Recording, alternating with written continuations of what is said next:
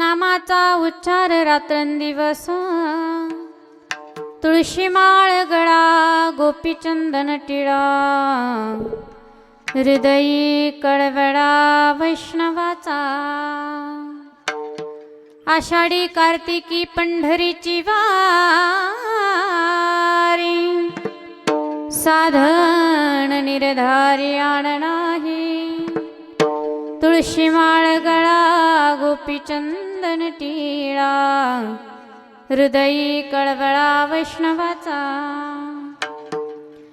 एका जनार्दनी ऐसा ज्याचा नेमा तो देवा परम पूज्य जगी तुळशी माळ गळा गोपीचंदन टिळा हृदयी कळवळा वैष्णवाचा विठ्ठल विठ्ठल विठ्ठल विठ्ठल विठ्ठल विठ्ठल विठ्ठल विठ्ठल विठ्ठल विठ्ठल आवडे देवाशी तो एका प्रकार नामाचा उच्चार रात्रंदिवस तुळशी माळ गळा गोपीचंदन टिळा हृदयी कळवळा वैष्णवाचा पांडुरंगा करू प्रथम नमन पांडुरंगा करू प्रथम नमन पांडुरंगा करू प्रथम नमन पांडुरंगा करू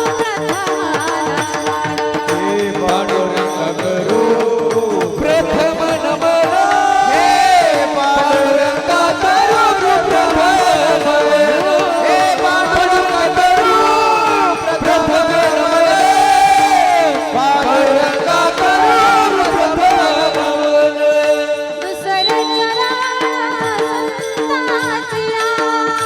दुसरे चरण संतांचिया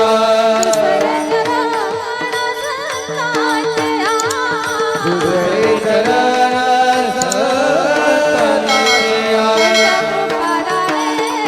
कथेचा विस्तारो त्यांचा कृपादाने कथेचा विस्तारो त्यांच्या कृपादाने कथेचा विस्तारो बाबाजी सद्गुरुदास हे त्यांच्या कृपादाने कथेचा विस्तारो बाबाजी सद्गुरुदास तुका त्यांच्या कृपादाने कथेचा विस्तारो बाबाजी सद्गुरुदास हे दास तुका नमो ज्ञानेश्वरा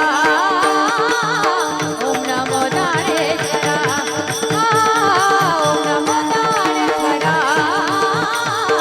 ओम नमो ज्ञानेश्वरा ओम नमो ज्ञानेश्वरा ओम नमो ज्ञानेश्वरा ओम नमो ज्ञानेश्वरा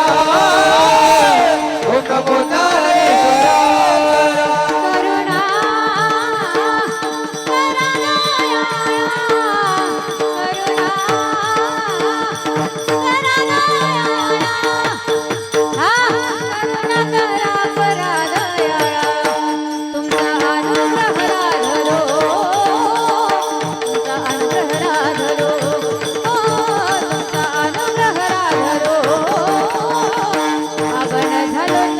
तुमचा अनुग्रह लाभलो तुमचा अनुग्रह लाभलो तुमचा अनुग्रह लाभलो पावन झालो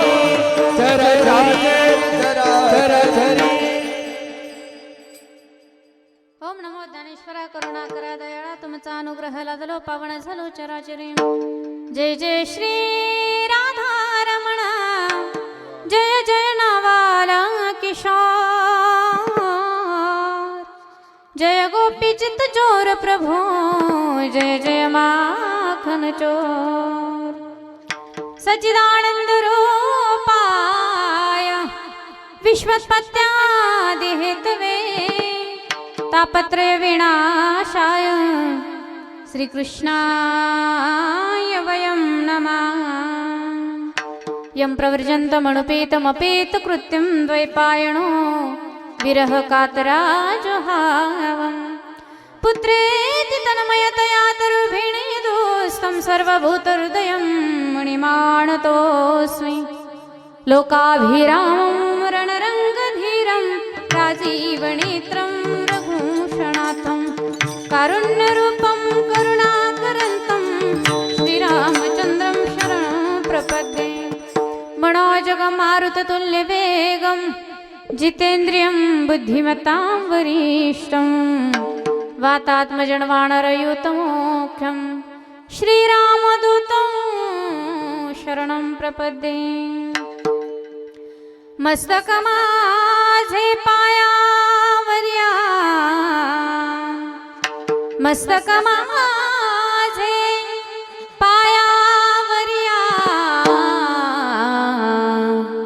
वारकरी संताच्या यारा वारकरी संताच्या या वारकरी संताच्या यारा वारकरी संताच्या वारकरी संताच्या वारकरी संताच्या मस्तक हे पायावरी या वारकरी संताच्या या वारकरी संताच्या या वारकरी हो मस्तक हे पायावरी या वारकरी संताच्या या वारकरी संताच्या या वारकरी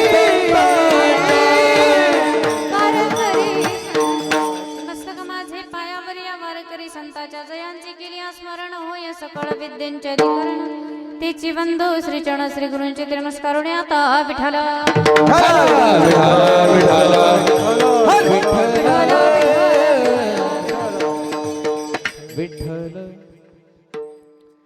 आवडे देवाशी तो एका प्रकार नामाचा उच्चार रात्रंदिवस तुळशी माळ गळा गोपी चंदन टिळा हृदयी कळवळा वैष्णवाचा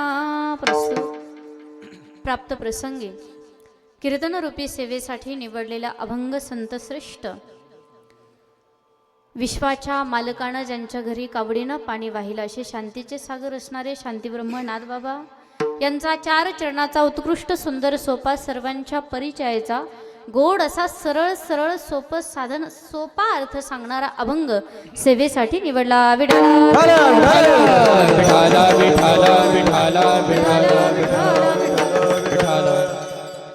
अभंग आहे नाथबाबांचा. नाथबाबा अभंगामध्ये काय सांगतात आपणाला पाहायचे, पण तत्पूर्वी अल्पसा परिहार द्यायचा तो असा. ब्रह्मांड नायक जगत चालक जगाचा नियंता परमपिता परमेश्वर की ज्या भगवान प्रभूची सत्ता आहे. देवाच्या सत्तेविषयी बोलत असताना अनेक ठिकाणी साधू महात्मे सांगतायत संताच्याच भाषेमध्ये बोलायचं ठरलं, फार लक्ष देऊन ऐका. संताच्याच भाषेमध्ये बोलायचं ठरलं तर माझ्या माऊली ज्ञानोबारांनी फार गोड सांगितलं. देवाची सत्ता म्या बोलविल्या वेदू बोले, म्या चालविल्या सूर्य चाले, म्या हालविल्या प्राण हाले, जो जगाते चाळिता वृक्षाची आपण हाले ज्याची. झाडाचं पान हालायचं असेल तर कोणाची सत्ता लागते माता मौल्यांनो? पाठीमागच्या सांगा. झाडाचं पान हालायचं असेल तर कोणाची सत्ता लागते? झोपल्या का काय? जागे आहेत ना सगळेजणी? सगळ्यांनी अतिशय सुंदर आणि जागा राहून कीर्तन ऐकायचंय. पहा, लक्ष देऊन ऐका. झाडाचं जर पान हालायचं असेल तर देवाची सत्ता लागते, बरोबर आहे की नाही? याही थोडंसं पुढे जाऊन सांगू. संताच्या भाषेमध्ये तुकोबारांनी सांगितलं, चाले हे शरीर कोणाची असते, कोण बोलविते हरिविण तुझी असते, वेदासी बोलणे तुझी असते, वेदाशी बोलणे तुझी आसते, वेदासी बोलणे तुझी आसते, वेदासी बोलणे सूर्यासी चालणे तुझी बळे, सूर्यासी चालणे तुझी बळे, ऐसा तू समर्थ ब्रह्मांडाचा धणी, ऐसा तू समर्थ ब्रह्मांडाचा. हे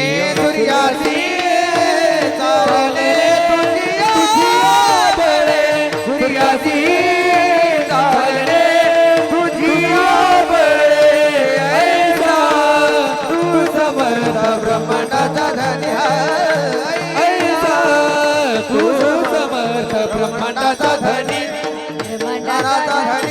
ब्रह्मांडाचा धनी तुझी असत्तेने वेदाशी बोलणे सूर्याशी चालणे तुझ्या बळे अनेक ठिकाणी साधू संतांनी सांगितलं देवाची सत्ता ही संताची भाषा झाली आपल्या भाषेमध्ये बोलायचं ठरलं लक्ष देऊन ऐका आम्ही लोक रोज कीर्तनामध्ये सांगत असतो मी तर रोज सांगते अरे बाबा आम्ही काही लोक उभे आहोत आम्ही खाली बसू का नाही आमची गॅरंटी नाही आणि तुम्ही बसलेली लोक उभा राहाल का नाही तुमची गॅरंटी खरं सांगायचंय याही थोडंसं पुढे जाऊन सांगू का दादा बाबा काका बशीतला चहा तुम्ही घेतला गड्या पण कपातला चहा घ्यायची काही आपली सत्ताच नाही घासगिळे सत्ता नाही हाती आपल्या हातामध्ये काहीच नाही असं सत्ता असे विनेकरी बाबा चोपदार बाबा सर्व बालगोपाळ असतील सर्वच महाराज मंडळी सुंदर अशी साऊंड सिस्टीम या ठिकाणी आहे माऊली साऊंड सिस्टीम चणेगाव गोड अशी साऊंड सर्व्हिस आहे त्याचबरोबर आमचे आज या कीर्तनाला रंगरंगोटी देऊन त्या ठिकाणी आपल्या सर्वांना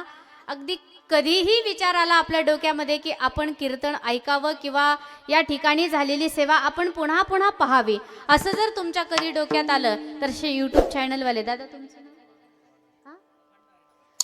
अखंड हरिनाम चॅनल त्यांचं आहे लक्ष देऊन ऐका बरं सर्वांनी अखंड हरिनाम चॅनल त्यांचं आहे त्या चॅनलवरती आपलं कीर्तन तुम्हाला ऐकायला भेटेल पुन्हा कधी जर अशी इच्छा झाली की आता कीर्तन आपल्याला ऐकायचं आहे तर त्या चॅनलवरती जाऊन तुम्ही ऐकू शकता असे आमचे दादाही या ठिकाणी सुंदर अशी शूटिंग करण्यासाठी आलेले ही सर्वच जी महाराज मंडळी आहे ना सर्व ज्ञात अज्ञात महाराज मंडळी या सगळ्यांसाठी एकदा जोरात सर्वांनी टाळी वाजवायची मी टाळी वाजवा म्हटलं तुम्हाला पाहिजे तसा आवाज मला बिलकुल आला जेवढी तुमची संख्या आहे त्यापेक्षा काही पटीनं कमी आवाज मला आला जास्त आवाज आला पाहिजे बरोबर आहे का थंडीनं जास्त झालंय का थंडीमुळे अगदी सगळे अगदी अंगावरती घेऊन पॅक असे बसलेले आहेत हात तुमचे पण मी काढायला सांगणारच आहे तुम्हाला हात मी आतमध्ये ठेवू देणार टाळी वाजवलेलं चांगलं असतं दादा खरं सांगते मी तुम्हाला बरं का माता मौलानो इतकं चांगलं आहे टाळी वाजवलेलं इतकं चांगलं आहे तुम्ही जर हातानं टाळी वाजवली ना अशी तर देवाच्या नामस्मरणाची हवा या टाळीमध्ये अशी दबते बरं का देवाच्या चिंतनाची हवा या टाळीमध्ये अशी दबते आणि टाळीमध्ये दबल्याच्या नंतर आपल्या हातावरच्या धनरेषा आयुष्यरेषा सर्व काही खुल्या होत आहेत आणि माणसाचं आयुष्य वाढतं हे फार सुंदर आणि सोपं साधन आहे आणि म्हणून हातानं सर्वांनी टाळी वाजवायची विठ्ठल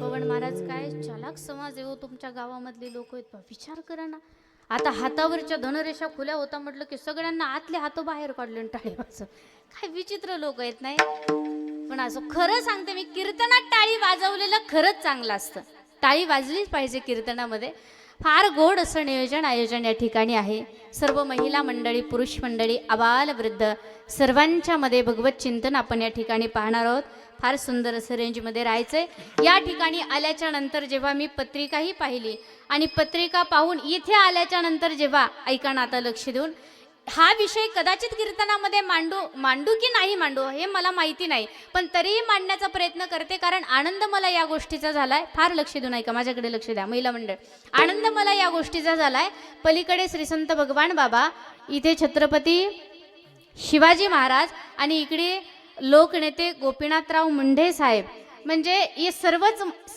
एकत्र आहेत आणि इथे गावामध्ये आल्याच्या नंतर असं लक्षात आलं की सर्व जाती धर्माचे लोक एकत्र येऊन हा नामसप्ताह करतात ही फार मोठी गोष्ट आहे घेऊन जाण्यासारखी गोष्ट आहे कारण ह्या अलीकडच्या काळामध्ये जर विचार केला तर आता हे राहिलं फार विचित्र वातावरण झालं आम्हाला अनुभव आले तुम्हाला आले की नाही मला माहिती नाही पण अनेक वेळेला कीर्तन सुद्धा कॅन्सल केली व लोकांनी इथं सुद्धा राजकारण आणलं इथं सुद्धा जातीवाद आणलेला आहे आणि म्हणून या गोष्टी इथं पाहायला मला भेटल्या नाही मला मनापासून आनंद या गोष्टीचा कारण सर्वांसाठीच या लोकांनी केले हो एकासाठी नाही कुठल्या जातीसाठी नाही केलेलं एक सांगू तुम्हाला आज आम्हाला कीर्तनामधून तुम्हाला सांगायची गरज पडते की यांनी सगळ्यांसाठी केलं कष्ट केले तर माझ्या राजाने ऐका बरं कष्ट केलेत माझ्या राजाने, जाती जातीत वाटू नका हो, कष्ट केलेत माझ्या राजाने, कष्ट केलेत माझ्या राजाने, जाती जातीत वाटू नका, कष्ट केलेत माझ्या राजाने, जाती जातीत वाटू नका, स्वराज दिले रयतेला, स्वराज दिले रयतेला, जाण त्याची जरा राहू द्याना, कष्ट केलेत माझ्या राजाने. हा विचार करण्यासारखी गोष्ट आहे. अरे सगळ्यांसाठी त्यांनी कष्ट केले आणि म्हणून आज आम्हाला ही कीर्तनामध्ये सांगायची गरज का पडते की समाज त्या दिशेनं चाललेला आहे. विचित्र भावना लोकांच्या त्या ठिकाणी निर्माण झालेल्या आहे, त्या दिशेनं लोक चाललेले आहेत म्हणून सांगायची गरज कीर्तनामध्ये. विठ्ठल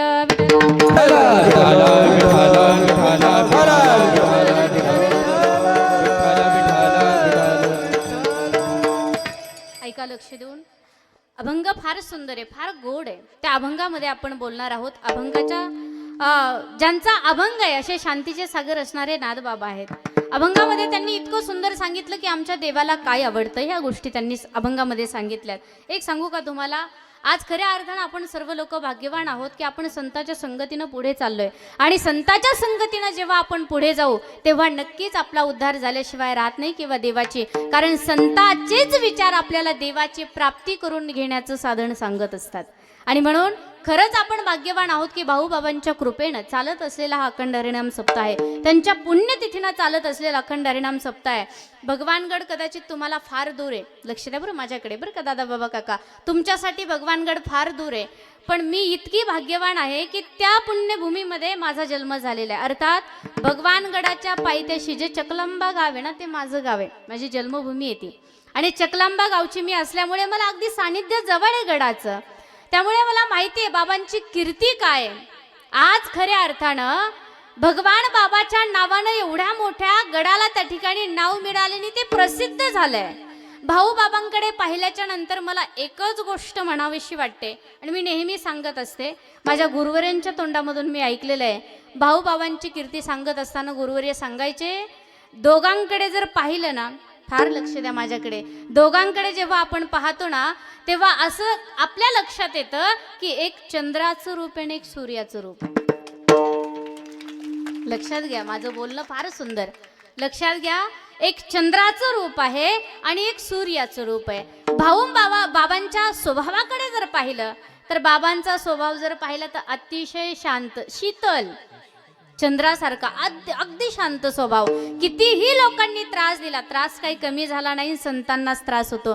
खरं सांगू का, अलीकडचा काळही तोच आणि इथून मागे सुद्धा संतांना कधी बिना त्रासाचं संतत्व प्राप्त झालेलं नाही. संत जेव्हा ओळखल्या जातात, त्यांची कीर्ती जेव्हा आपल्यापर्यंत पोहोचते ना, त्या अगोदर त्यांनी खूप सारे कष्ट केलेले असतात, खूप सारा त्रास सहन केलेला असतो. एक सांगेल मी माता मौल्यांना तुम्हाला, खऱ्या अर्थानं साधू संतांना खूप त्रास होतो. साधू संतांनाच नाही तर खऱ्या व्यक्तीला सुद्धा खूप त्रास होतो. अनेक ठिकाणी विचार करण्यासारखी गोष्ट आहे. गावामध्ये जर एखादा माणूस चांगलं काम करत असेल, तुमचं लक्ष माझ्याकडे द्या, मी फार महत्त्वाचं सांगते तुम्हाला. गावामध्ये जर एखादी व्यक्ती चांगलं काम करत असेल तर शेजाऱ्याला ते काही बरं वाटत, याच्या लगेच पोटात दुखतं. खरं सांगते मी तुम्हाला, खरं सांगा. आता एखाद्यानं स्वतःच्या फॅमिलीसाठी एक 4-5 माणसाची फॅमिली, छोटीशी एखादी 4 चाकी गाडी घेतली, शेजाऱ्यानं गाडी घेतली म्हणून शेजाऱ्याचं इतकं पोटात दुखत होतं, इतकं पोटात दुखायला लागलं, तो डॉक्टरकडे गेला. डॉक्टरला सांगितलं, म्हणे डॉक्टर साहेब माझ्या फार पोटात दुखतंय हो. म्हणे काय झालं, म्हणे काही नाही, असंच पोटामध्ये दुखायला लागलं. डॉक्टरनी इंजेक्शन दिलं, गोळ्या औषध दिलं, 2-4 दिवसानं परत या दाखवायला असं सांगितलं. 2-4 दिवसानं हा गेला. डॉक्टरने विचारलं, म्हणे बरं वाटतं का? ठेवा ठेवा, विठ्ठल विठ्ठल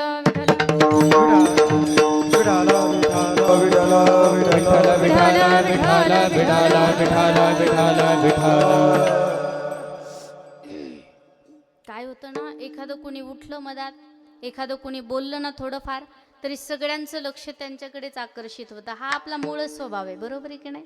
मूळ स्वभाव आहे आपला. आपले डोळे एवढे विचित्र आहेत, एवढे विचित्र आहेत, नाही ते पाहतात, बरोबर आहे की नाही? नाही त्या गोष्टी करायला डोळ्याला सांगावं लागत नाही. विडल विडल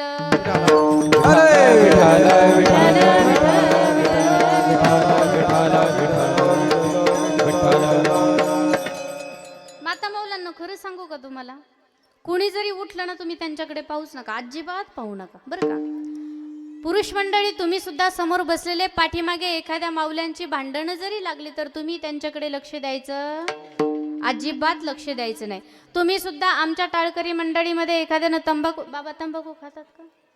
नाही. एखाद्या टाळकऱ्यानं तंबाखू खाल्ली किंवा सिगारेट ओढली तरी सुद्धा त्यांच्याकडे लक्ष द्यायचं. तुम्हाला एकच सांगते मी, राग नका येऊ देऊ, पण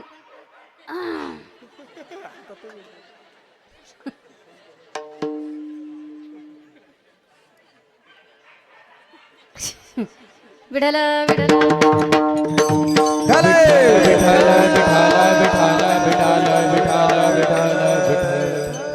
कावळ्याला आलं उडायचं आणि फांदीला आलं.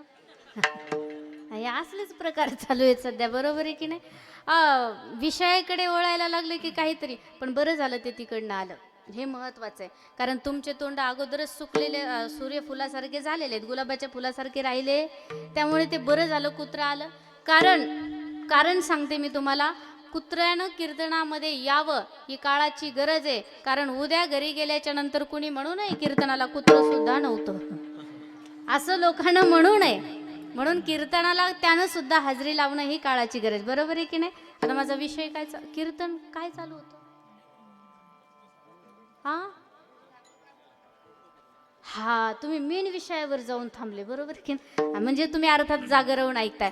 पण मी सांगत होते, कुणी काही जरी केलं तुम्ही त्यांच्याकडे लक्ष द्यायचं नाही, राग अजिबात मानू नका. पण माता माऊल्यांना एकच विनंती करेल, मी कशी असो तुम्ही मलाच पहा, दुसरे कुणाला पाहू नका बरं का, कुणाला पाहू नका. विडल विडल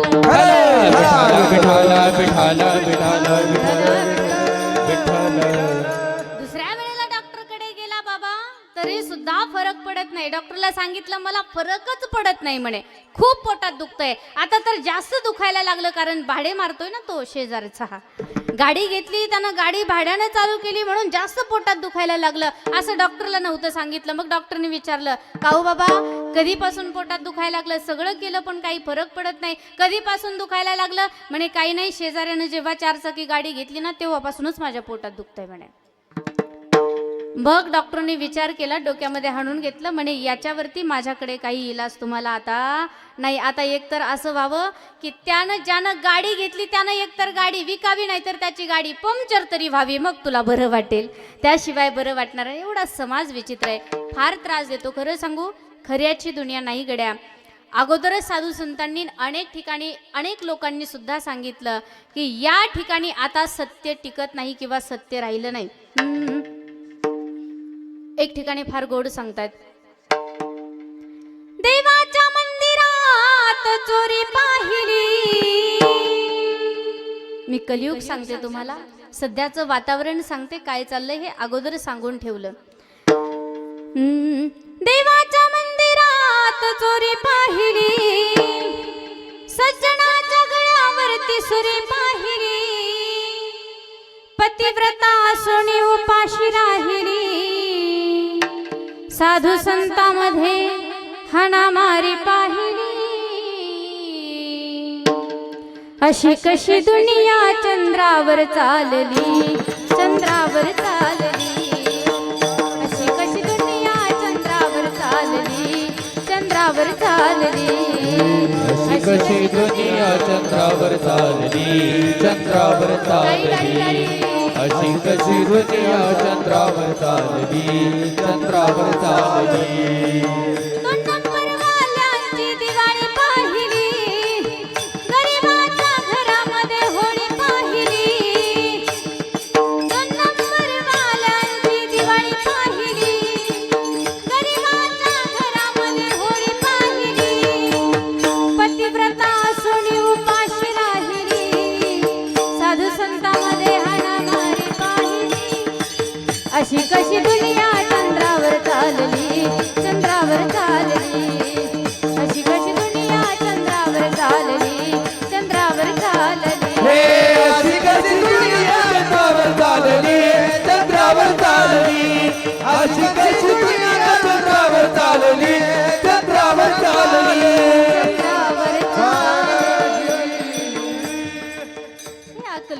वातावरण आहे आणि या वातावरणातून पुढे आलेली ही संत महात्मे अखंड पांडुरंगाचं चिंतन करतायत, देवाचं भजन करतायत. आणि देवाचं भजन एक सांगू तुम्हाला, नाथबाबांनी इतकं देवाचं नामचिंतन केलं, इतकं त्यांच्या जीवनामधला एक गोड असा प्रसंग तुम्हाला सांगते आणि पुढे चालते. मी अभंगाकडे जाणारे, लक्ष देऊन ऐका. श्री संत नाथबाबा यांच्या जीवनामधला एक गोड प्रसंग आहे. नाथबाबांनी ज्या वेळेला देह ठेवला, बरं का, माता माऊलींना सगळ्यांना माहिती असेल, ज्या वेळेला त्यांनी देह ठेवला, अखंड तर देवाचं चिंतन केलेलंच, पण ज्या वेळेला त्यांनी देह ठेवला, चौगाच्या खांद्यावरती निघाले. घेऊन जाणारे किती असतात? झोपले का काय? घेऊन जाणारे किती असतात? हा, चौघच असतात ना आपल्याकडे. हा, मग चौघांच्या खांद्यावरती निघाले. आता चौघांच्या खांद्यावरती जात असताना प्रेत यात्रा निघालेली आहे, पण त्या पैठणमध्ये नाथ, त्या ठिकाणी नाथ महाराजांची प्रेत यात्रा चालल्याच्या नंतर एक मावशी आपल्या मुलींना पहिल्यांदाच वाटी लावत होती सासरी. सासरीलाही बहीण निघाली, भावाची लाडी, नेसली माहेरची साडी. अशा गोड वातावरणामध्ये त्या ठिकाणी मुलीला पहिल्यांदा वाटी लावत होत्या त्या माता माऊली. तिनं पाहिलं प्रेत यात्रा आडवी गेलेली आहे. प्रेत यात्रा पाहिली, तिच्या कपाळावरती आठ्याच पडल्या आणि आठ्या पडल्याच्या नंतर तिनं विचार केला, अरे या ब्राह्मणाला काय आजच मरायला आलं होतं का? फार लक्ष द्या माझ्याकडे. काय म्हणाली? या ब्राह्मणाला काय आजच मरायला आलं होतं का?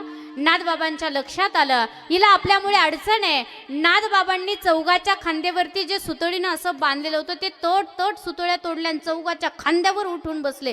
काय झालं असेल त्या चौगाचा विचार करा.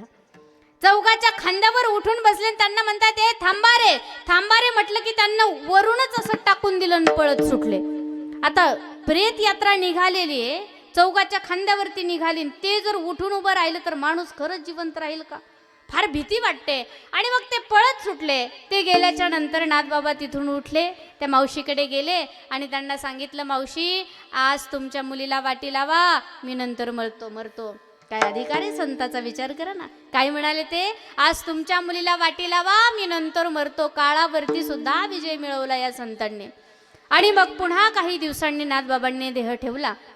देह ठेवल्याच्या नंतर चौगाच्या खांद्यावरती निघाले. घेऊन जाणारे चौघ असतात आणि ते सुद्धा सखे सोयरी असतात, जवळची मंडळी असतात. तुमच्याकडे कोण घेऊन जातं? जवळचीच माणसं घेऊन जातात ना. मग त्याच्यामध्ये जावई असेल, नातेवाईक असतील, सखे सोयरी, जवळची चौघजण असतात. खांद्यावर चालल्याच्या नंतर त्या चौघामध्ये चर्चा चालू झाली. अरे हा भला माणूस कधी आमच्यामध्ये राहिला नाही, कधी आम्हाला बोलला नाही, अखंड ते टाळकरी माळकरी भजन कीर्तन याच्यामध्ये रममाण व्हायचा, आमच्याकडे कधी आला नाही, पण आता मेल्याच्या नंतर ते आले का घेऊन जायला आमच्याच खांद्यावरती जावं लागतंय. कुठे ठसका उठलाय?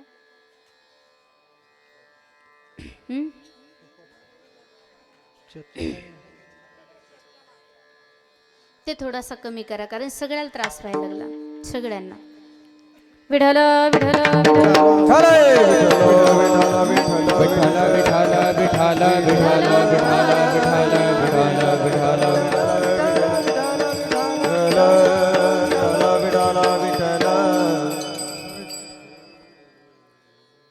चला, काय चालू होतं? म्हणा कीर्तन. यानं सुद्धा सांगितलं, बरं एवढा छोटासा आहे पण त्यानं लक्ष देऊन ऐकतोय. त्यानं सांगितलं चौगाच्या खांद्यावरती निघाले. घेऊन जाणारे चौघ सखे सोयरे जवळचे असतात. त्यांच्यामध्ये चर्चा चालू झाली. ती चर्चा नाथबाबांच्या लक्षात आली आणि नाथबाबा म्हणतात ए थांबा रे. पुन्हा त्यांना खाली घेतलं आणि नाथबाबांनी सांगितलं, हे पा आता मला तुमच्या खांद्यावर काही जायचं नाही. तिथून सरसर गोदावरीमध्ये गेले, तिथं समाधी घेतली, जलसमाधी. तिथून फक्त कमळाचं फुल बाहेर आलं. या सगळ्या गोष्टी आपल्याला माहिती आहेत. एवढा अधिकारच नाथबाबा एवढा अधिकार आहे. जगाचा मालक असणारा, विश्वाचा चालक असणारा भगवान परमात्मा, तो नाथबाबांच्या घरी कावडीनं पाणी वाहत होता. श्रीखंड्या चंदना उघडोनी करी, श्रीखंड्या चंदना उघडोनी करी,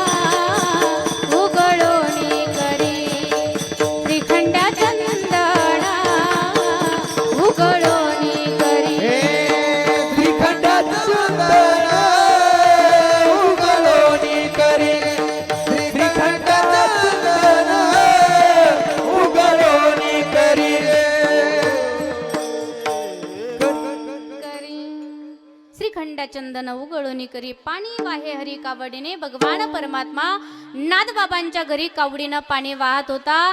एवढंच नाही, ऐका बरं लक्ष देऊन, फार गोड सांगते, महत्वाचं सांगते. एवढंच नाही, नाथबाबांच्या पूजेमध्ये फुलं आणून देणं, चंदन उगाळून देणं, याही पलीकडे स्वयंपाक करणं, याही पलीकडे आणखी बरीचशी कामं नाथबाबांनी केली. एवढंच नाही माता मौलांना, खरं सांगते, देवानं नाथ महाराजांच्या घरी कपडे धुण्याचं काम केलं. कशाचं? कपडे धुण्याचं. वस्त्र गंगातीरी कपडे सुद्धा नाथबाबांचे त्या ठिकाणी भगवान परमात्मानं धुतलेली. आणि म्हणून मला सांगायचं, असे अधिकार संपन्न नाथबाबा, त्यांनी या ठिकाणी एक साधक त्यांच्याकडे गेलेला आहे. आणि गेल्याच्या नंतर साधकानं विचारलं, का हो भगवान तुमच्या घरी कावडीनं पाणी वाहतो, देव तुमच्याकडे येतो, तुम्ही त्यासाठी काय करता? नाथबाबांनी सांगितलं, मी काहीच करत नाही, जे त्याला आवडतं ना तेच मी करतो. मग देवाला काय आवडतं? अभंगाचं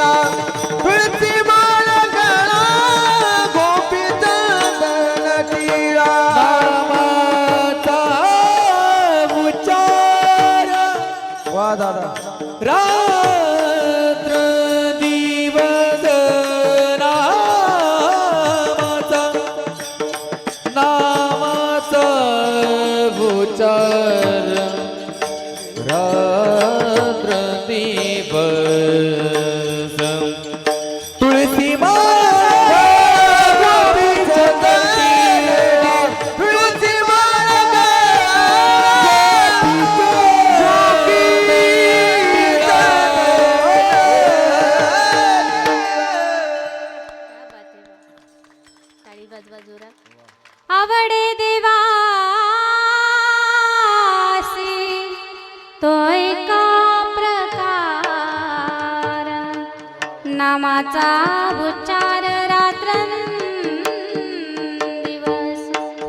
श्री संत नाथ महाराजांनी सांगितलं, हे बाबा, देवाला काय आवडतं मी काय करतो, तर देवाला जे आवडतं ते मी करतो. मग देवाला काय आवडतं? नामाचा उच्चार रात्रंदिवस पांडुरंगाचं चिंतन केलेलं देवाला आवडतं, ते खूप आवडतं. आणि म्हणून आपल्याला सुद्धा सांगितलं की आपण काय करायचंय, देवाचं नामस्मरण करायचं. बरोबर आहे की नाही? फार सोपं सोपं सांगणारे मी तुम्हाला, अवघडात अजिबात जाणार नाही.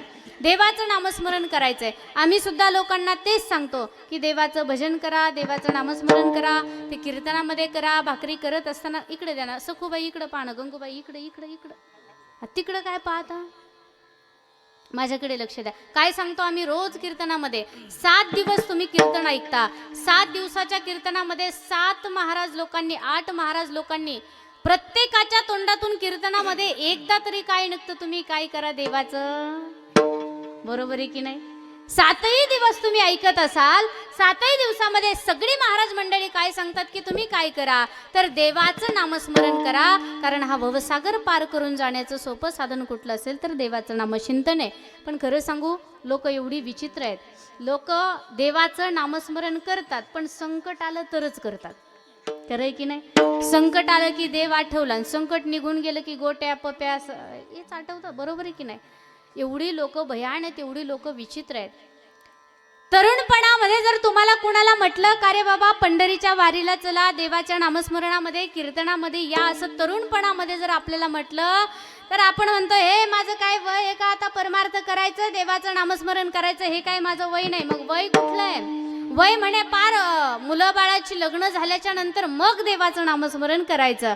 बघ त्या ठिकाणी तो तरुण होता तेव्हा त्यानं देवाचं नामस्मरण केलं नाही, म्हणे पुढे करू. लग्न झालं तेव्हा सुद्धा केलं नाही, संसारामध्ये व्यस्त झाला, पुढे करू. मुलं झाली तेव्हा सुद्धा केलं नाही, त्या मुलामध्ये व्यस्त झाला, त्यांना खाण्यापिण्यासाठी त्यांचं सांभाळ करण्यासाठी त्याच्यामध्ये व्यस्त झाला.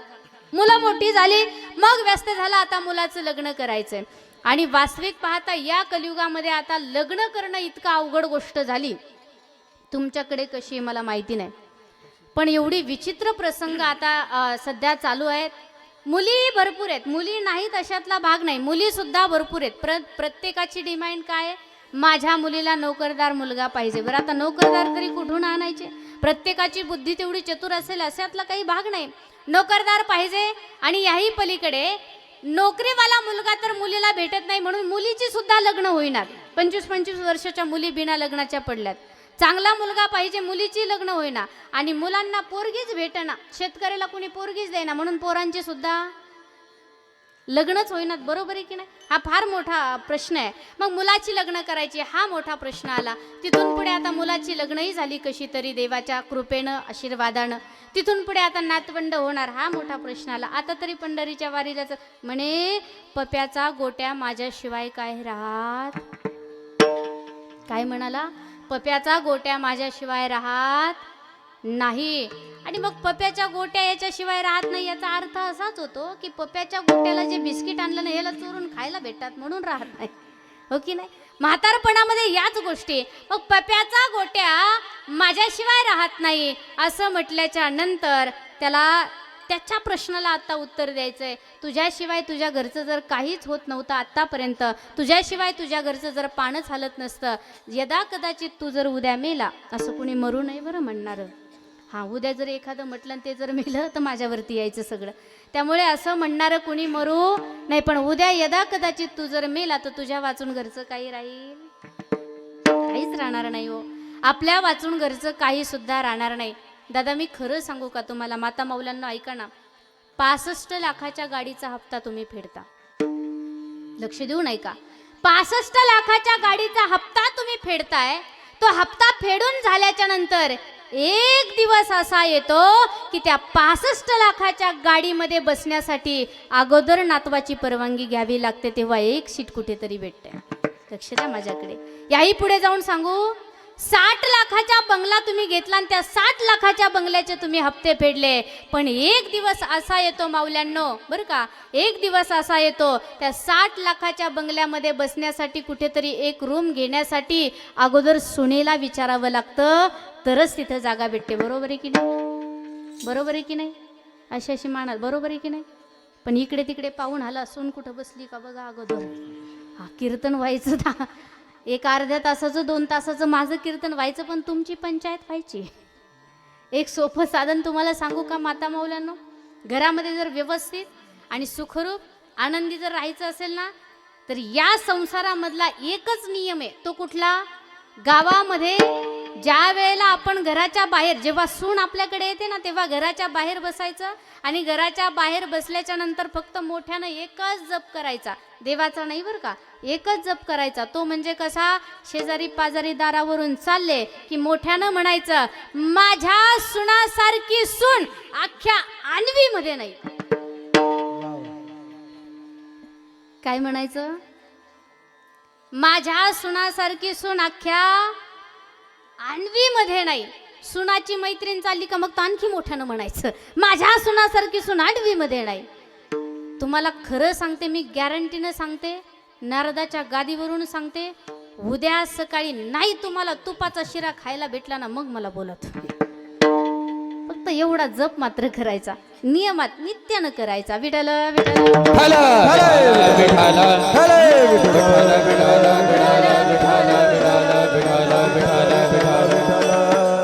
लोक देवाचं नामस्मरण वेळ आली तर करतात, वेळ नसेल तर देवाचं चिंतन करत नाही. एक छोटंसं उदाहरण सांगते, लक्ष देऊन ऐका. एका गावामध्ये एक साधक होते. ते साधक बाहेर गावाला गेलेले, अर्थात आपल्याच गावातील कोणीतरी बिचारे असतील. ते पुढे, आपलं कुठलं गाव ते, आम्ही आलो तिकडनं आता, शेजारचं गाव, आपलं मोठं गाव आहे 15 किलोमीटर, काय गावाचं नाव, बदनापूर. हां, बदनापूरला ते बिचारे गेले होते. आता लक्ष द्या माझ्याकडे, माझ्या गावाचं नाव लक्षात राहत नाही, माझी मेमरीच हँग होते, काय करू आता, लक्षातच राहत नाही माझ्या गावाचं, कुठल्या माणसाची नावच लक्षात राहत नाही. माता मौला, मी खरंच सांगते, माझा फार विसरभोळ्या स्वभाव वाढत चालला. आता काय करू वयामानानुसार हे सगळं नावीलाज आहे या गोष्टीचा, बरोबर आहे की नाही. बदनापूरला आपल्या गावातलं कोणीतरी एखादा व्यक्ती गेला असावा आणि तो तिथे गेल्याच्या नंतर रात्रीचे 12 वाजलेले. रात्रीच्या 12 वाजता तो तिकडनं येत होता आणि मग येत असताना गावाच्या पलीकडे, बरं का, आता इथे आहे का नाही मला माहीत नाही, पण गावाच्या पलीकडे 2 किलोमीटरवरती त्याची गाडी बंद पडली. आता एवढा रस्ता खराब, एवढा छोटासा रस्ता, कुठे काट्या कुट्यात गेली असावी म्हणून बंद, पण तसं काही झालं नव्हतं. 2 किलोमीटरवरती त्याची गाडी पडली बंद.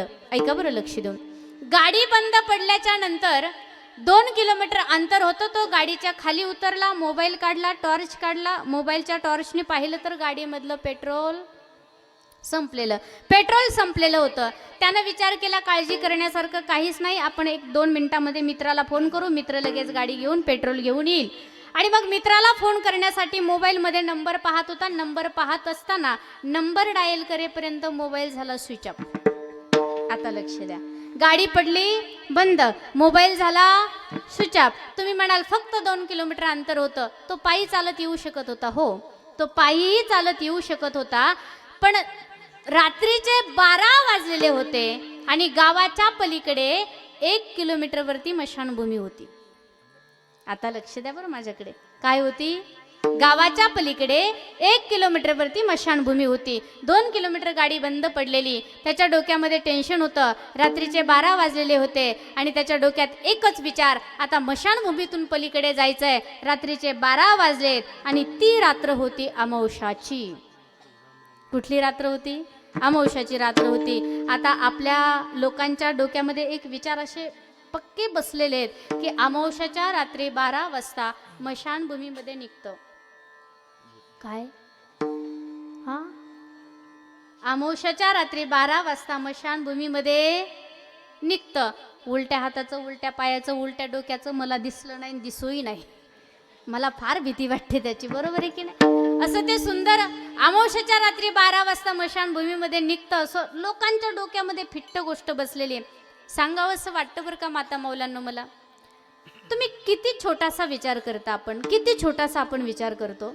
2 लाखाची मशानभूमी मध्ये असते, 2 लाखाची, त्या 2 लाखाच्या मशानभूमीमध्ये अमावस्याच्या रात्री 12 वाजता भूत निघतं, हे प्रत्येकाच्या डोक्यात आहे. पण एवढ्या 2 कोटीच्या मंदिरामध्ये एकादशी, द्वादशी, चतुर्थीला परब्रह्म साक्षात उभं असतं, हे आपल्याला कधी आठवलं, याचा आपण विचारच केला नाही. देव सुद्धा मंदिरामध्ये आहे, हा विचार सुद्धा माणसं कधी करत नाही. 2 लाखाच्या मशानभूमीचा विचार करतो.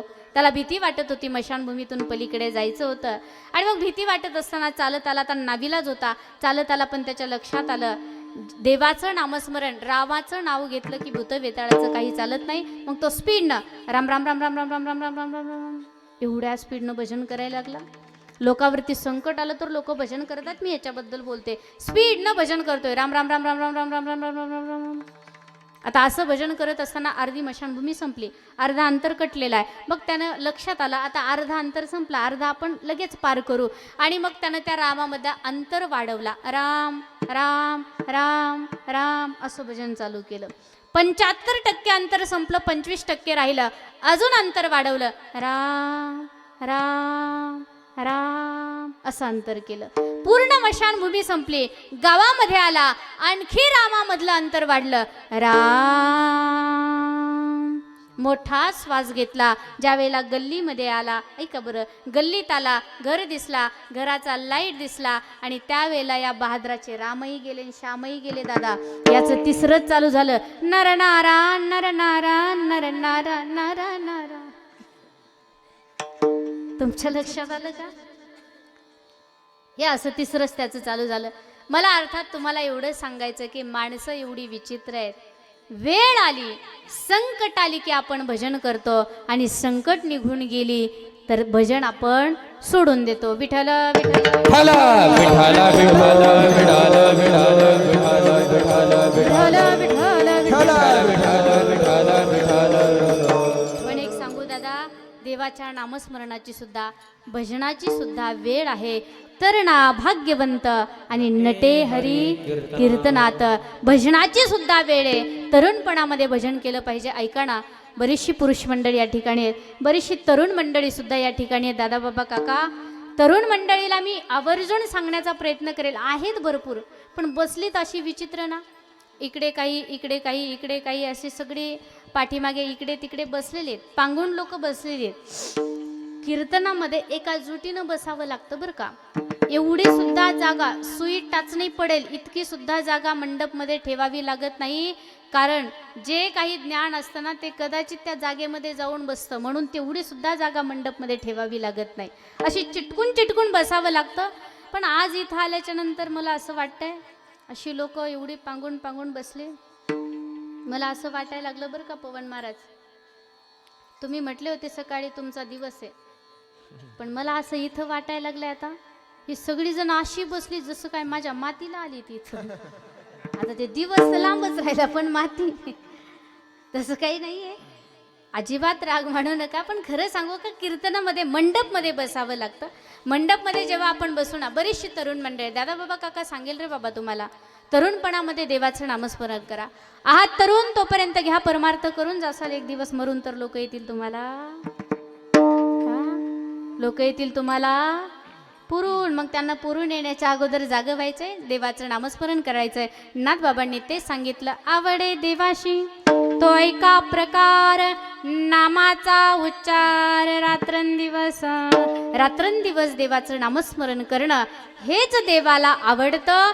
मग ते देवाच्या नामस्मरण करण्यासाठी आणखी काय लागतं, त्याच्यासोबत सुद्धा पथ्य आहे. नाथबाबांनी सांगितलं अभंगाचं दुसरं चरण, तुळची माळ काळा गोपी चंदन पिळा, तुळची माळ गळा गोपी चंदन टिळा, तुळची माळ गळा गोपी चंदन टिळा, तुळची माळ गळा गोपी चंदन टिळा, तुळची माळ गळा गोपी चंदन टिळा, तुळची माळ गळा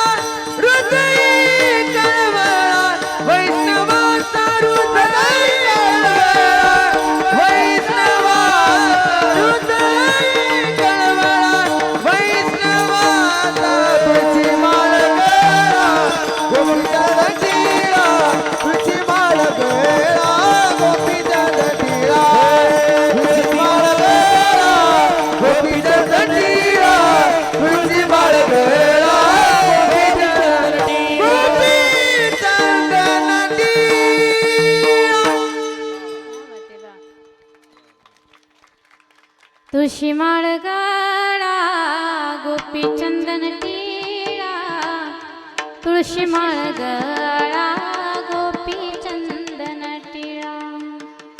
एका लक्ष देऊन नाथबाबांनी सांगितलं, हे पहा, देवाला देवाचं नामचिंतन केलेलं तर फार आवडतं, पण याही पलीकडे देवाचं नामस्मरण करण्यासाठी एक पथ्य आहे. मग ते कुठलं पथ्य आहे तर गळ्यामध्ये तुळशीची माळ आणि भाळावरती बुक्का, हे पथ्य आहे. प्रत्येक व्यक्तीनं गळ्यामध्ये तुळशीची माळ घातली पाहिजे. दादा बाबा काका खरं सांगू का तुम्हाला, ऐका बरं लक्ष देऊन. तुम्ही गळ्यामध्ये 10 तोळ्याचं लॉकेट घाला बरं का. 10 तोळ्याचं लॉकेट तुम्ही घातलेलं आहे. हातामध्ये 10 बोटामध्ये 10 सोन्याच्या अंगठ्या आपण घातल्या. माता मौलांना ऐका बरं का, दादा बाबा काका. 10 तोळ्याचं लॉकेट गळ्यामध्ये घातलं. बोटामध्ये 10 सोन्याच्या अंगठ्या तुम्ही घातल्या. पण खरं सांगते मी, तुम्ही मेल्याच्या नंतर पुरुष मंडळी सर्वजण ऐका, आपण मेल्याच्या नंतर शेजारी पाजारी नाही, सखे सोयरे नाही, तर तुमचीच बायको तुमच्या अंगावर पडून रडत रडत बोटातल्या अंगठ्या काढते. आता बोलायचं पटतंय का नाही मी तुम्हाला बोललेलं?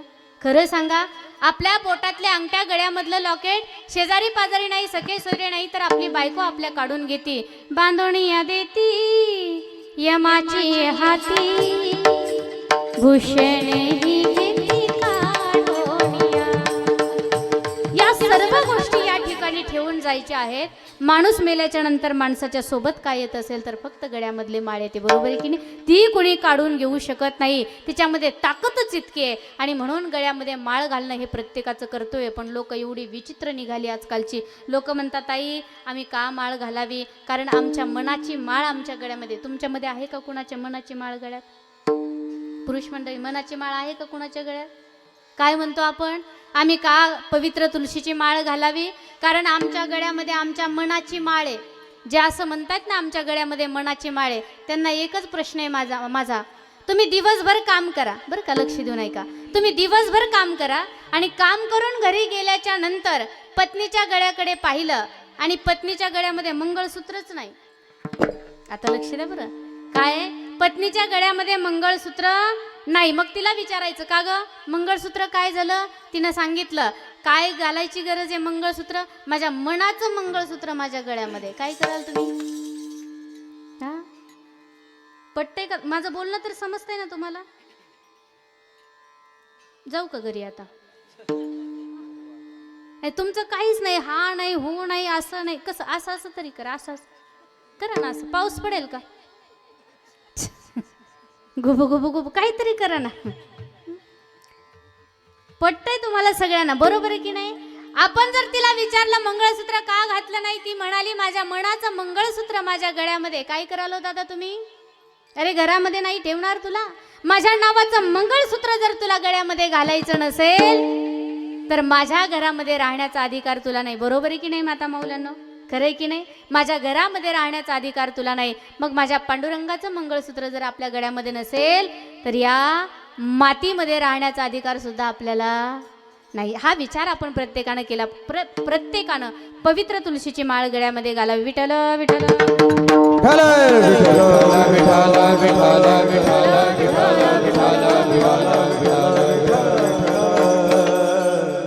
माळ गळ्यामध्ये घातली. दादा माळीचं महत्त्व मी तुम्हाला सांगते. आमची जी वारकरी मंडळी आहेत ना, आता या वारकऱ्यामध्ये असं छोटंसं, आता हे लेकरू किती गोड दिसतंय, पहा ना, ते धोतर आणि शर्ट घातलेलं. माझ्याकडे लक्ष देऊन मी तुमच्यामधलं सर्व सांगणार, किती गोड दिसतंय ते लेकरू. बरोबर आहे की नाही? आणि हे लेकरू आता तुम्ही फक्त पंढरीच्या वारीला जात असताना, षष्ठीच्या, आता आज षष्ठी जवळ आलेली, षष्ठीच्या वारीला जात असताना असं धोतर घालून लेकरू रस्त्याच्या कडेला उभं करा. अखंड पंढरीची वारी करणारे माळकरी टाळकरी सुद्धा या लेकराच्या पाया पडतील. एवढी ताकद या माळीमध्ये आणि एवढी ताकद या टिळ्यामध्ये. आणखी तुम्हाला सांगू, एवढी ताकद या माळीमध्ये. अरे रस्त्यानं रोज प्रवास करत असताना वेगवेगळे प्रसंग आमच्यावरती येतात. त्या प्रसंगाला तोंड देत असताना कुठेही गाडीला कुणाचा धक्का लागला, काहीतरी रस्त्यानं घडलं. ते घडल्याच्या नंतर फक्त गाडीच्या खाली उतरले, जेव्हा आमच्या माळीकडे आणि गंधाकडे पाहिलं ना, त्यावेळेला लोक म्हणतात, अरे जाऊ दे रे, चूक जरी झालेली असली, अरे जाऊ दे रे, ते माळकरी म्हणे. असं लोक बोलता बोलता म्हणतात. बरोबर आहे की नाही? जाऊ दे रे म्हणे, ते माळकरी आहे. जे माळकरी माणूस असतो ना, त्याला एवढी या जगामध्ये राहण्याला दिलखुलासपणे राहता येतं, कारण ही माळकऱ्याची संताची भूमी आहे. संताच्या भूमीमध्ये आपण राहतोय आणि म्हणून त्याच पद्धतीनं आपण राहणं तेवढं गरजेचं आहे. तुम्हाला खरं सांगू, संताच्या भूमीमध्ये राहत असताना, संताच्या विचारानं राहत असताना आपण खऱ्या अर्थानं देवापर्यंत पोहोचायचं काम म्हणजे संत करतात आणि संताच्या संगतीनं आपण पुढे चाललोय. संताच्या हरी प्राप्तीचे उपाय, हरी प्राप्तीचे उपाय, प्राप्तीचे उपाय, हरे प्राप्तीचे उपाय. धरावे संतांचे ते पाय, धरावे संतांचे ते पाय, तेने साधती साधने, तेने साधती साधने, साधती साधने, तेने साधती साधने. हरी प्राप्तीशी उपाय, धरावे संताचे ते पाय. संताच्या संगतीमध्ये गेलात, जीवनामध्ये बदल झाल्याशिवाय राहणार नाही. संतन के संग लाग रे, तेरी अच्छी बनेगी. संतन के संग लाग रे, तेरी अच्छी बनेगी. ताळी वाजवा संतन के संग लाग रे, तेरी अच्छी बनेगी. संतन के संग लाग रे, तेरी अच्छी बनेगी. अच्छी बनेगी तेरी किस्मत जगेगी. अच्छी बनेगी तेरी किस्मत बनेगी. अच्छी बनेगी तेरी किस्मत जगेगी. अच्छी बनेगी तेरी किस्मत बनेगी. भूल गए तेरो बड़ो भाग रे, अरे तेरी अच्छी बनेगी. संतन के संग लाग रे, तेरी अच्छी बनेगी. संतन के संग लाग रे, तेरी अच्छी बनेगी. संतन के संग लाग रे, तेरी अच्छी बनेगी. तेरी अच्छी बनेगी. संताच्या संगतीनं माणसामध्ये बदल झाल्याशिवाय राहणार नाही. कागा से तोय हंस करेंगे, मिट जाए उड़ के डाग रे, तेरी अच्छी बनेगी. संतन के संग लाग रे, तेरी अच्छी बनेगी. खरं सांगू का माता मौलानो, आता विषय निघालाच आहे आणि सुरुवातीला आल्याच्या नंतरच जेव्हा 2-4 महिला माझ्याकडे आल्या, त्यांनी मला सांगितलं की आमच्या गावामध्ये अतिशय आनंद फार घेतात आणि खरं सांगू, आनंद हा घेतलाच पाहिजे. एकमेव सप्ताहामधलं हे जे 7 दिवसाचा जो प्रसंग असतो ना, हा आनंदाचा आहे. आणि खरं सांगू, तुम्ही म्हणाल आनंद का घ्यावा, तर आनंद हे सुद्धा भगवंताचं एक रूप आहे बरं का. आनंद हे सुद्धा भगवंताचं एक रूप आहे. सच्चिदानंद सच्चिदानंद रूपाय, आनंद हे सुद्धा देवाचं एक रूप आहे आणि म्हणून माणसाने नेहमी आनंद घेतला पाहिजे. एक सुंदर प्रसंग आहे श्रीमद भागवतामधला. संताची संगती केल्याच्या नंतर आपल्यामध्ये बदल होतो, तो प्रसंग मी तुम्हाला सांगणार आहे. इतका सुंदर आहे, फार गोड त्याच्यामध्ये गवळणी आहे आणि त्या गवळणी गात असताना तुम्हाला जर वाटलं आपण आनंद घ्यावा तर बिनधास्त तुम्ही घेऊ शकता. इथे तुम्हाला फुल परवानगी आहे. इथे तुम्हाला कुणी नावं ठेवणार का आहे? त्या म्हणत्याल माय फुटाफुटावर पडलेत. नावं ठेवणाराची काही कमी नाहीये, बरोबर आहे की नाही? नावं ठेवणारे भरपूर आहेत, पण इथं तुम्ही जर नाचल्या, इथं जर तुम्ही आनंद घेतला, तर या ठिकाणी तुम्हाला कुणी नाव ठेवणार नाही.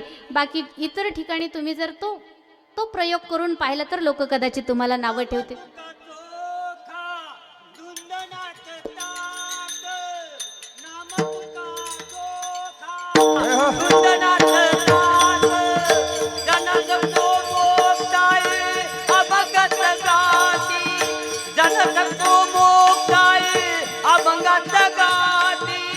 वाळवंट सारे आनंदाचा दंग, वाळवंट सारे आनंदाचा दंग. पाचंद्र भागे धीरी उभा पांडुरंग, पाचंद्र भागे धीरी उभा पांडुरंग.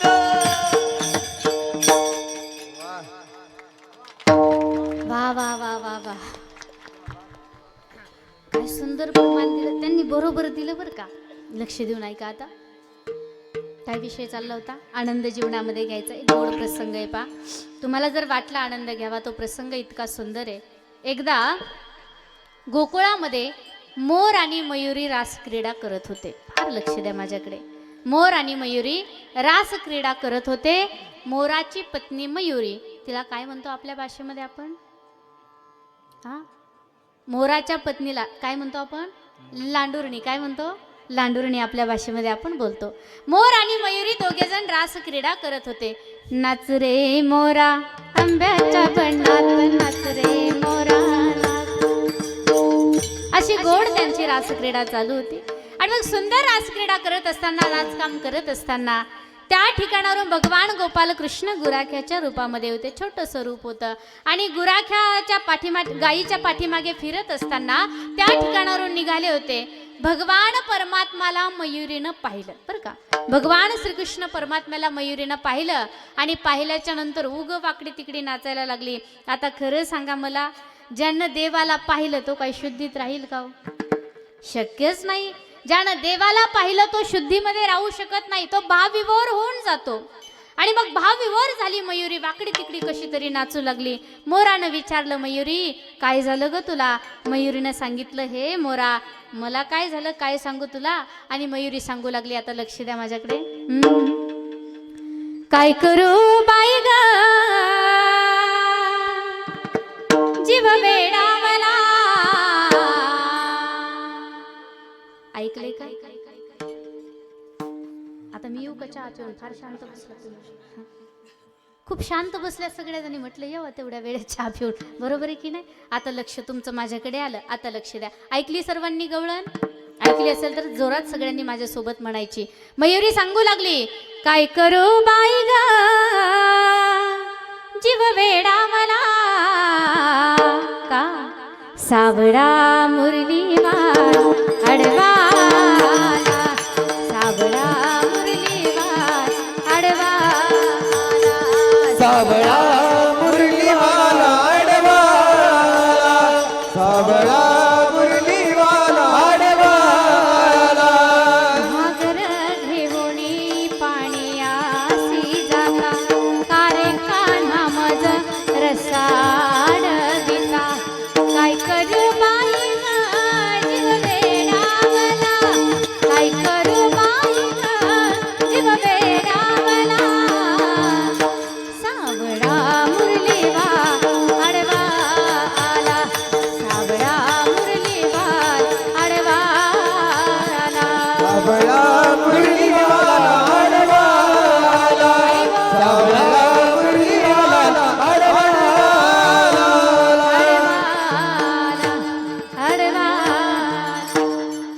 एवढं तुम्हाला सगळ्यांना सांगितलं भजन करा, पण तुम्ही काय केलं? नाही, मयुरीनं सांगितलं काय करू? त्या श्रीकृष्णाला मी पाहिलं, माझं चित्त आता जागेवरती राहिलं नाही, तो चोरून घेऊन गेला. हरिणे माझे हरिले चित्त भारवित विस. त्या भगवान परमात्मा माझं चित्त चोरून घेऊन गेलेला आहे. आता मी व्यवस्थित नाचू शकत नाही. मोरानं सांगितलं, मयुरी अगं किती गोड आहे, म्हणे फार सुंदर आहे. आणि मग आता या ठिकाणी देवाच्या रूपाचं वर्णन चालू झालं. काय सांगू तुम्हाला, काय देवाचं माझ्या पांडुरंगाचं रूप आहे. देवाच्या रूपाचा, देवाच्या स्वरूपाचा जर विचार केला तर अनेक ठिकाणी सांगितलंय. राजस सुकुमार क्या बात है. मदनाचा पुतळा, राजस सुकुमार मदनाचा पुतळा, राजस सुकुमार मदनाचा पुतळा, राजस सुकुमार मदनाचा पुतळा. रवी शशिकळा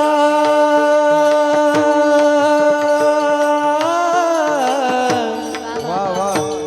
रवी शशिकळा लोपलिया, लोपलिया कस्तुरी मळवट, चंदनाची बुटी कस्तुरी मळवट, चंदनाची बुटी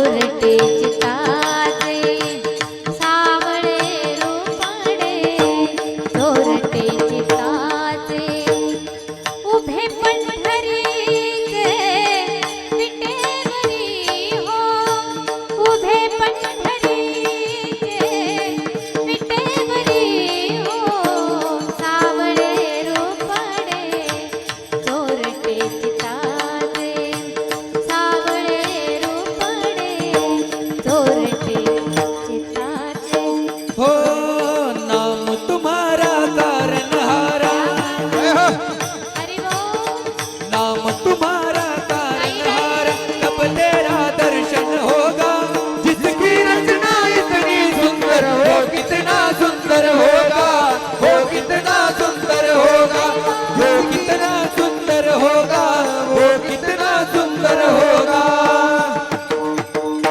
क्या बात आहे. सुंदर ते ध्यान उभे विटेवरी करकटेवरी एवढा सुंदर माझा भगवान परमात्मा त्या देवाचं रूपाचं वर्णन चालू झालं. मयुरी सांगू लागली माझा भगवान फार सुंदर आहे, मी त्या देवाला पाहिलंय. मोर म्हणतो मलाही पाहायचंय, पण अगोदर मोरानं सांगितलं मयुरी तो किती जरी सुंदर असला तर माझ्या एवढा सुंदर नक्की नसेल. फार लक्ष देऊन ऐका. रूपाचा अहंकार झाला. मोर फार सुंदर आहे. अगं मी जर नाचायला लागलो ना तर सगळं गाव माझ्याकडे पाहत बसतं ग, इतका मी सुंदर आहे. माझ्या एवढा सुंदर नक्की नसेल मोरा, तुझ्यापेक्षा काही कपटीनं सुंदर आहे. मला पाहायचंय देवाला. जा गोकुळामध्ये. गोकुळामध्ये मोर आला नंदबाबाच्या वाड्याला. देवाला शोधतो इकडे तिकडे पण भगवान भेटत नाही. पाठीमागचं कारण मोराला रूपाचा अहंकार झाला. ज्या ठिकाणी अहंकार येतो त्या ठिकाणी भगवान थांबत. अहंकाराच्या ठिकाणी माझा भगवान राहू शकत नाही.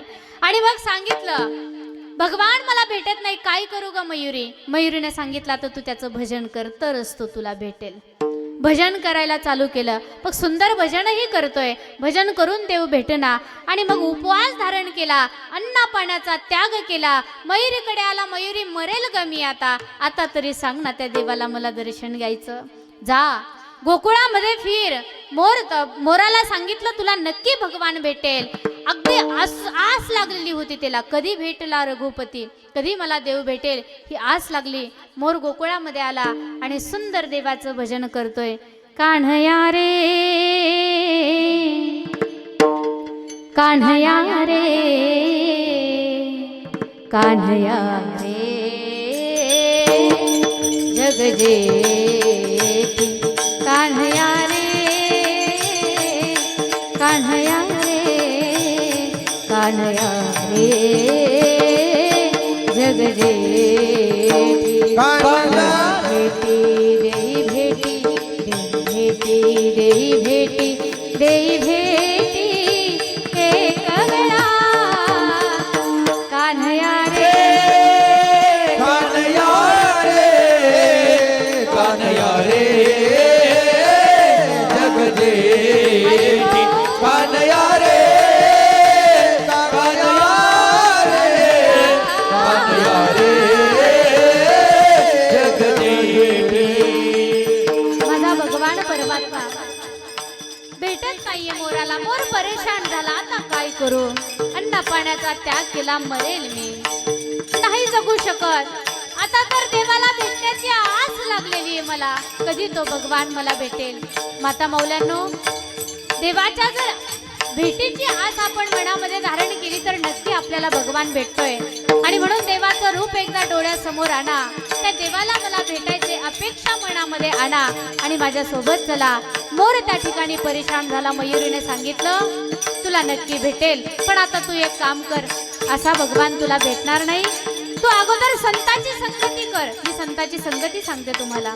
संतांची संगती कर, मग तुला देव भेटेल. मग संत कुठे. राधा भगवान परमात्माची परम साधक परम शिष्य साधी भोळी गवळ्याची नार ही एक संत आहे. त्या राधेकडे गेलेला आहे मोर. आणि राधेच्या दारासमोर जाऊन सुंदर असं भजन देवाचं त्या ठिकाणी मोरानं चालू केलं. जरा माझ्या सोबत सर्वांनी दोन्ही हाताने टाळी वाजवायची. जोरात जोरात. क्या बात आहे. माता मौल्यांनो, जोरात टाळी. एक टाळी. काली कमली वाला काली कमली वाला मेरा यार है. जय हो. काली कमली वाला मेरा यार है. मेरे मन का मोहन तू दिलदार है. ओ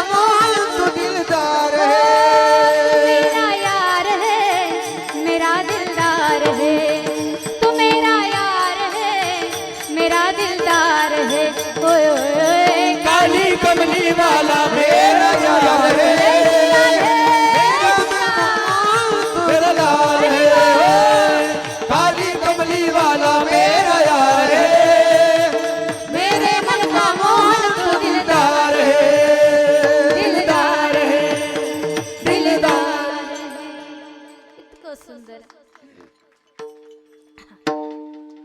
यांना थोडं थोडं कळालं, पण तुम्हाला अरे वा. तुम्हाला काय कळालं? इतकं सुंदर गाय, इतकं सुंदर, बाबा जागेच नव्हते. इतकं सुंदर भजन केलं तरी सुद्धा तुमच्या काही लक्षात आलं नाही. यांनी 2-4 जणांनी टाळ्या वाजवल्या, इकडे 1-2 टाळ्या वाजवल्या. जरा लेट करंट लागतो, रेंजच नाही ना इथं. बरोबर आहे, रेंज नाही, रेंज कमी म्हणून लेट करंट घातलं. बरोबर. हा, तरी सुद्धा पाहिजे तशा सगळ्यांना काही टाळी वाजवली.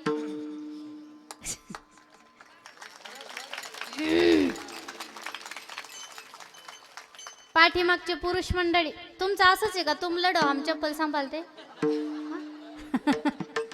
हाच प्रकार आहे का? सगळ्यांनी जोरात टाळी वाजवायची. एक सांगू का दादा बाबा काका, ऐका ना, तुम्ही कितीही जोरात टाळी वाजवली तर नाव तर काही कुणी ठेवणार नाही. सगळ्यात महत्वाची गोष्ट, काही त्रास आहे का टाळी वाजवायला? बरं, दुसरी महत्वाची गोष्ट, सरकार कुणाचं असो, सरकार आलं काय, पडलं काय, गेलं काय, कुणाचं असो, टाळीच्या पाठीमाग सरकारनं जीएसटी लावलेली का लावली? टाळीच्या पाठीमाग जीएसटीच नाही, ती फुकट आहे ना. पण कमीत कमी जे फुकट आहे त्याचा तरी फायदा घ्या. जोरात टाळी वाजवायची सगळ्यांनी. काय हुशार लोक आहेत. फार फार खूप धन्यवाद तुम्हाला. खरंच जोरात टाळी वाजवली. एवढं गोड भजन त्या ठिकाणी मोरानं त्या ठिकाणी केलेलं आहे. देवाचं भजन ऐकलं आणि राधा पळतच बाहेर आली. विचारलं, हे मोरा, का माझ्या देवाचं भजन करतो? ऐका ना लक्ष देऊन. मोरानं सांगितलं, राधे, भगवान भेटत नाही ग, काय करू देवाला भेटण्यासाठी, काय करू? असं म्हटल्याबरोबर राधेनं सांगितलं, काळजी करू नको, मी संताची संगती तुम्हाला सांगते, काय अधिकार आहे माझ्या संतांचा. आता काळजी करू नको, आता तू पुन्हा गोकुळामध्ये जा आणि तिथं जाऊन आता तू देवाचं नाही तर माझं भजन कर. काय ताकद आहे संताच्या भजनामध्ये, पाहणं. काय म्हणाली राधा? तिथं जाऊन आता देवाचं नाही तर तू माझं भजन कर, भगवान तुला भेटेल. मोर पुन्हा गोकुळामध्ये नंदबाबाच्या वाड्याला आला आणि तिथं येऊन आता श्रीकृष्णाचं नाही तर राधेचं भजन चालू केलं. हे राधे आग राधे ग, तुला पुसत घोंगडी वाला. आग राधे ग, तुला पुसत घोंगडी वाला. राधे ग, तुला पुसत घोंगडी वाला. हे राधे राधे ग, तुला पुसत घोंगडी वाला. घोंगडी वाला ग, कांबडी वाला ग, घोंगडी वाला ग, कांबडी वाला ग. घोंगडी वाला ग, कांबडी वाला. हे घोंगडी वाला ग, कांबडी वाला ग. घोंगडी कांबडी वाला राधे, तुला पुसत घोंगडी वाला. आग राधे ग, तुला पुसत घोंगडी वाला. राधे आग राधे ग, तुला पुसत घोंगडी वाला. हे राधे आग राधे ग, तुला पुसत घोंगडी वाला. रात्री माझ्या ग मंदिरी आला ग, माझा ग मंदिरी आला ग. हा निरोप सांगून गेला राधे, तुला पुसत घोंगडी वाला. आग राधे ग, तुला पुसत घोंगडी वाला. राधे आग राधे ग, तुला पुसत घोंगडी वाला. आग राधे ग, तुला पुसत घोंगडी वाला. पुसत घोंगडी वाला, तुला पुसत घोंगडी वाला. असं सुंदर भजन त्या ठिकाणी श्रीकृष्णाच्या घरी जाऊन केलेलं आहे. देवाच्या नंदबाबाच्या वाड्याला भजन केल्याच्या नंतर राधेचं भजन ऐकलं आणि पांडुरंग त्या ठिकाणी श्रीकृष्ण भगवान परमात्मा पळत बाहेर आले. ऐका, लक्ष देऊन ऐका. देव बाहेर आल्याच्या नंतर मोरानं देवाला पाहिलं आणि पाहिल्याबरोबर मोर म्हणतो, पाहिला पाहिला आनंदाचा नंदन. पाहिलं मी त्या देवाला, इतका आनंद झाला. तुला काय पाहिजे असेल तर मागून घे. मोरानं मागितलं, देवा काही नको. मयुरीने सांगितलं, तू फार सुंदर आहे, त्यापेक्षा कैक पटीनं तू सुंदर आहे. मला तुला जर द्यायचं असेल तर एकच दे, काय तुझ्या या सुंदर रूपामध्ये भर पडावी असं काम मला दे. मोराचा पंख उपटला आणि मुकुटाला खोसला, सांगितलं मोरा माझ्या डोक्यावरून मी तुला कधीही खाली उतरवणार नाही. अरे संताच्या संगतीनं जर एका पक्षाला एवढं मोठं भाग्य प्राप्त झालं, देवाच्या डोक्यावर जाऊन बसायचं, आपल्याला का होणार नाही हो? आपल्यामध्ये का बदल होणार नाही? म्हणून संत संगती तितकी जीवनामध्ये महत्त्वाची.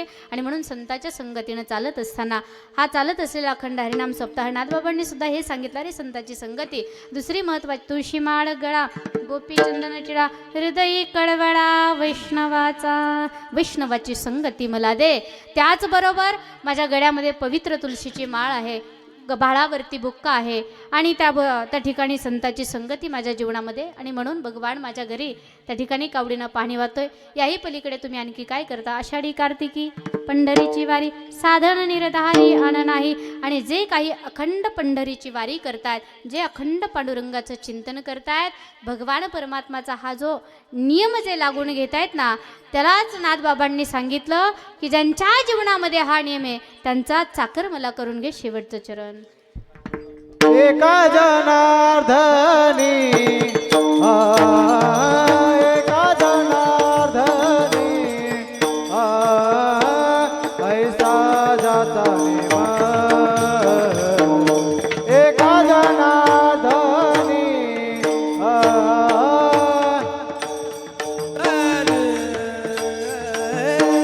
एका जनार्दनी ऐसा जाता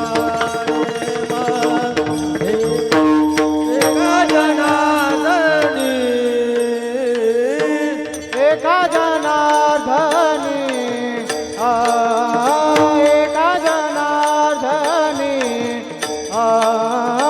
ऐसा जाता नेम एका जनार्दनी एका जनार्दनी एका जनार्दनी ऐसा जाता नेम एका जनार तो देवा परम पूज जगी तो देवा परम पूज जगी तुलसी माळ गळा तुलसी माळ गळा गोपी चंद टिळा तुलसी माळ गळा हृदयी कळवळा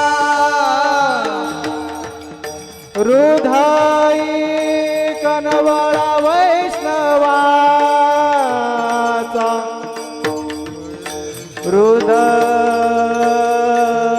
हृदयी कनवळा वैष्णवाचा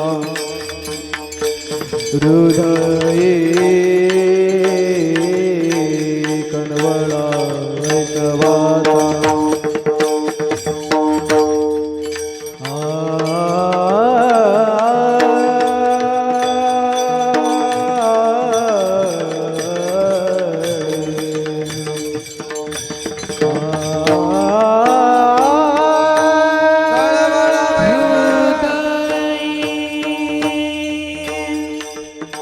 कळवळा वैष्णवांचा हृदयी कळवळा वैष्णवाचा वैष्णवाचा हृदयी कळवळा हृदयी सर्गप गपधनी ध गपधनी धनी द मगरे निर्गप मगरे सा पधनी सरे गरे ग सरे सा सरे गम पध प गपधनी ध नी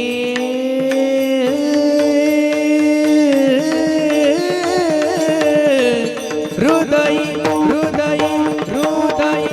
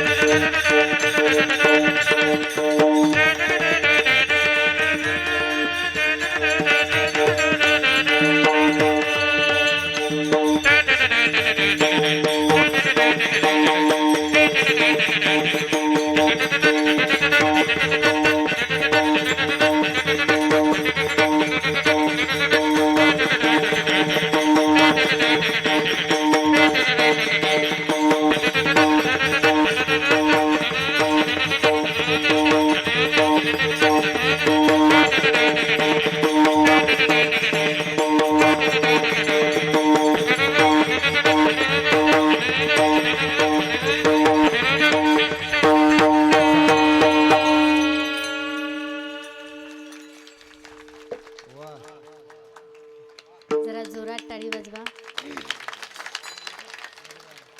फार सुंदर त्यांनी बासरी वाजवली बरं का. जेव्हा मी आल्याच्या नंतर खरंच मी तुम्हाला अगोदरच सांगितलं, याच्या अगोदर कधी भेटच झाली नव्हती. आणि मग मी म्हटलं महाराज तुम्ही वाजवता का? म्हणे नाही.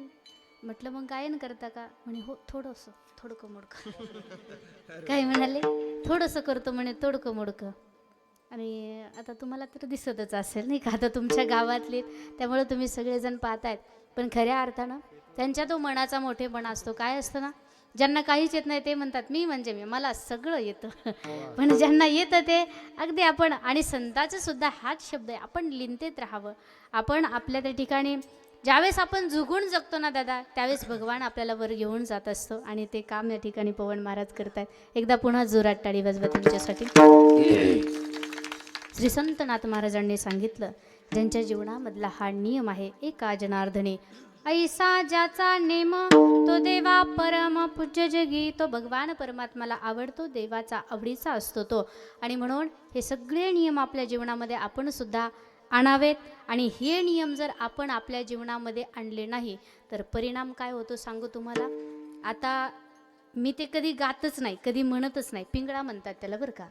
मी ते कधी गातच नाही, कारण पिंगळा जर तुम्हाला ऐकायचा असला ना, त्यासाठी अगोदर 51,000 द्यावं लागतात. पिंगळा फुकट नाही हो, सोपा नाही पिंगळा, बरोबर आहे की नाही. पिंगळा जर ऐकायचं म्हटलं तर किती द्यावं लागतात. त्याच्यामुळे मी कशाला देऊ तुम्हाला फुकट, तो फुकट मी देत नाही. पण आता आमच्या माता मौलांची खरं सांगू का, आणि महिलांचं एवढं सुंदर या ठिकाणी सर्वजण आहेत. माता मौलांची एक इच्छा होती, ताई पिंगळा म्हणा. आता मला मी प्रयत्नच करत नाही, त्यामुळे येणार सुद्धा नाही, पण तोडका मोडका म्हणण्याचा प्रयत्न करणार आहे. तुम्ही खरंच आता तरी आनंद घ्या. सगळ्यांनी उठायचं आणि उठून, पण पिंगळा झालं की परत खाली बसायचा, तसं अजिबात. आणि नाहीतर तुम्ही पिंगळा झालं की निघून झाला, अजून राहिलंय आपलं. या जर सगळ्या गोष्टीचा नियम आपल्या जीवनामध्ये आपण आणून घेतला नाही तर काय होणार आहे पहा. ऐका. पिंगळा महाद्वारी बोल बोली तो देखा, पिंगळा महाद्वारी, पिंगळा महाद्वारी बोल बोली तो देखा, पिंगळा महाद्वारी. हे पिंगळा मारवारी बोल बोली तो देखा, पिंगळा मारवारी. हे पिंगळा मारवारी बोल बोली तो देखा, पिंगळा मारवारी. वर्तमान खोटे तुमचे वर्तमान खोटे, वर्तमान गोटे तुमचे वर्तमान गोटे, वर्तमान खोटे दादा वर्तमान खोटे. वर्तमान गोटे दादा वर्तमान हे लटिकत बोलो आम्ही वर्तमान खोटे, वर्तमान हे लटिकत बोलो आम्ही वर्तमान खोटे. हे पिंगा गे बाई पिंगा गे, पिंगा गे बाई पिंगा. हे पिंगा गे बाई पिंगा गे, पिंगा गे बाई पिंगा.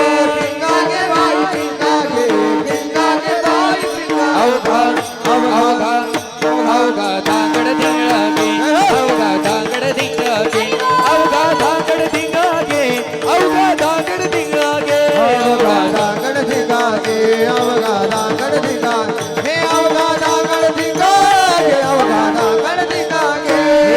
नको नको नको घालू पिंगा गे, नको नको नको घालू पिंगा गे.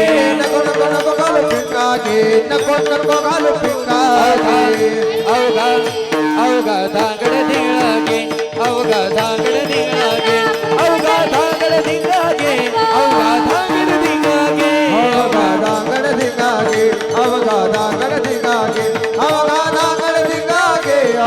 धांगड धिंगळा गे. करुणी उचित हो, करुणी उचित प्रेम खाली हृदया. हे दान दान दान दान दान मागायाच आलो, दान मागायाच. हे दान मागायाच आलो, दान मागायाच. दान मागायास आलो, दान मागायास, दान मागायास आलो, दान मागायास. हे नाटात राखून घ्या ग कुणी, सूर्या घ्या, हे मणी घ्या, दातात दाखवून घ्या ग कुणी, हे कुणी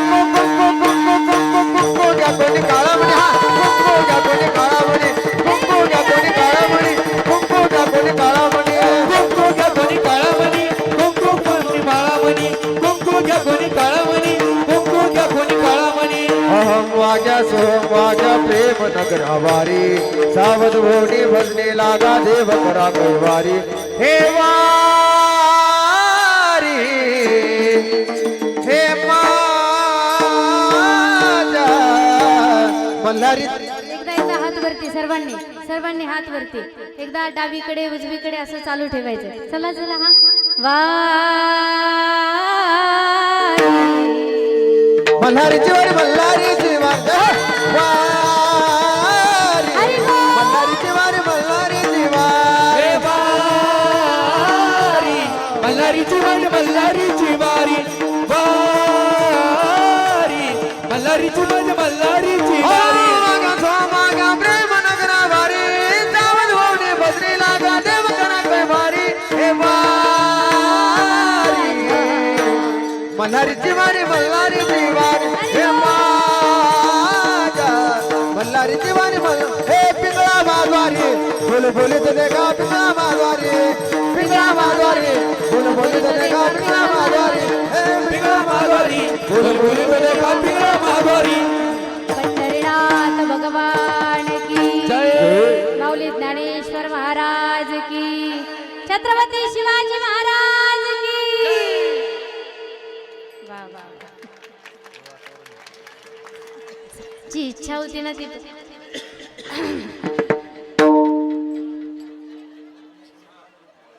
बस बस बस बस आता बोलू नका शांत झाला वेळ भरपूर झालेला आहे आपला ऐका आता काय असतं पवन महाराज खरं सांगू का सप्ताहामध्ये ह्या खुश तर तुम्ही सगळे बरोबर आहे का नाही पुरुष मंडळी महिला मंडळ खुश तर आपण सगळे खुश कारण ही का दुर्गा अवतारीनं धारण केलं की आपलं काहीच नाही मग घरातही नाही चालत आणि बाहेरही नाही चालत घरात सुद्धा आता काही आपलं चालत नाही त्यामुळे महिलांची फार इच्छा होती ती इच्छा पूर्ण करण्याचं काम या ठिकाणी महाराजांनी सुंदर असं गायन केलं एकदा जोरात पुन्हा एकदा त्यांच्यासाठी टाळी वाजवायची सर्वांनी ही वेळ आपल्यावरती येते आणि म्हणून ती वेळ आपल्यावरती येऊ नये यासाठी सर्वांनी एकदा प्रेमानं out of coverage area Ladki Bahin योजना चालू आहे ना लाडकी बहीण योजना 1,500 रुपये पडतात का मुख्यमंत्र्याची लाडकी बहीण आहे का नाही तुम्ही घ्या मग वरती हात सगळा जोरात सगळी पुरुष मंडळी पाठीमागची आउट ऑफ कव्हरेज एरिया दादा बाबा काका बहीण म्हणून लेकरू म्हणून विनंती करते सगळ्यांना पाठीमागे कट्ट्यावर बसलेले